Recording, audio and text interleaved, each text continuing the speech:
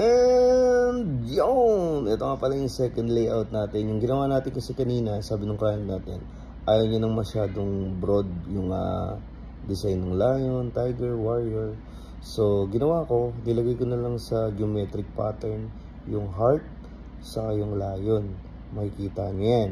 So naglagay din ako ng sword doon sa circular dots, na ang meaning kasi ng geometric dots is yung pag-unlad, progress. Kumbaga, love made me a warrior. Lahat ng mga pinagdadaanan mo, yun yung pampatibay sa'yo. Yung Metatrons naman, yung pinakamagandang geometric line na pinaniniwala ang isang map para sa isang divine universe. Yan.